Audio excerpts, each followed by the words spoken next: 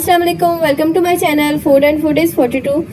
आज मैं बना रही हूँ फ्रेंच सैंडविच, जो कि खाने में मज़ेदार और बनाने में बहुत ही आसान है। तो चलिए इसको बनाना स्टार्ट करते हैं।